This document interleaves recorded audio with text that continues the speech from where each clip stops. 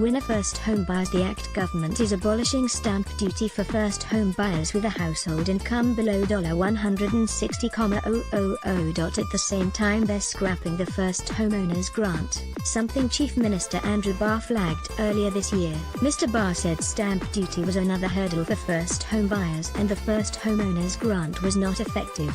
He said the changes would help more Canberrans buy their first home sooner. Loser ratepayers' rates continue to increase, but there is some relief for unit owners, with the government conceding the rate hikes flagged in last year's budget were a little too harsh. Rates for units were set to rise by 15% next financial year, but instead they will only increase by 10%, with the government saying unit owners needed a little more time to adjust to the new system. House rates will jump by an average of 7%.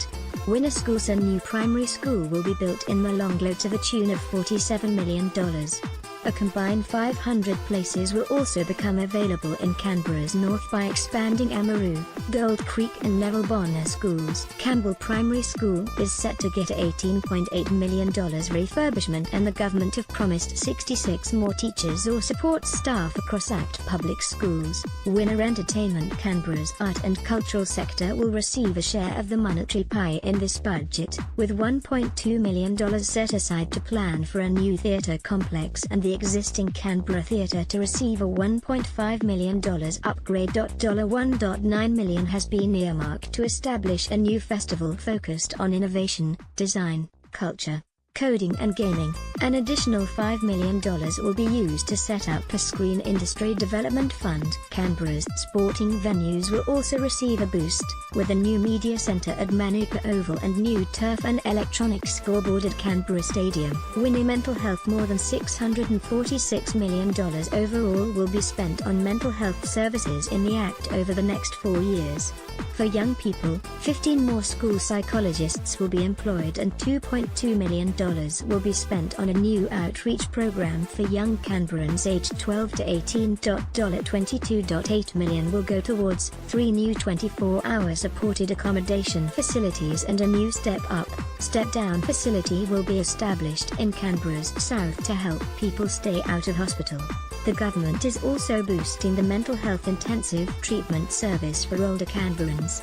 Winner Municipal Services. Unlike other jurisdictions, the Act's budget also includes funding for municipal services. This year the government is committed to cleaner suburbs, planting 1,330 trees and dedicating $21.7 million for new cycle paths, footpaths and share paths. $10 million will also go towards increased mowing, weeding, graffiti removal, tree trimming and cleaning waterways. Neutral drivers. Some drivers and road users will be happy with this budget, while others are set to be disappointed. Driver's license fees will climb by about $10, but only for so-called bad drivers, who have committed traffic offences in the past 5 years. Overall registration is increasing an average of $18.34 to $384.64. While the duplication of William Slim Drive in Belconnen is set to reduce commuter times, 2 additional license plate recognition cameras will become operational to catch any unregistered drivers.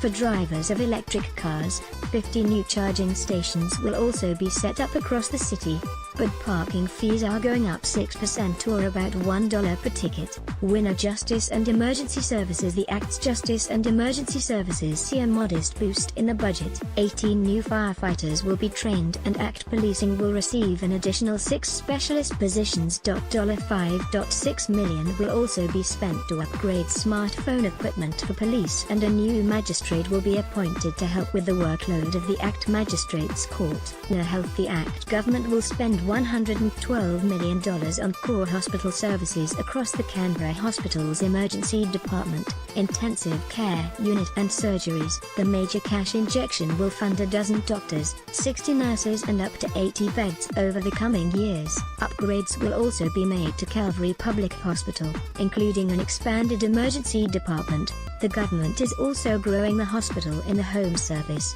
expecting to provide the service to 3,000 patients each year, about double the current number. The budget includes plans to increase elective surgeries by 4,000 over the next 4 years, but there are already more than 5,000 currently on the waiting list. Winner Senior's older Canberrans are set to benefit from the 2018 Act budget, with a number of small concessions being established or expanded. The government is increasing the utilities concession by $50, taking the total payment to $654 per year. Additionally, the income threshold on the general rates aged deferral scheme will be removed. That means Canberrans over 65, with at least 75% equity in their home, can defer rate payments until after their home is sold. $640,000 has also been set aside to establish a senior rights service through the Legal Aid Commission. Print, email, Facebook, Twitter.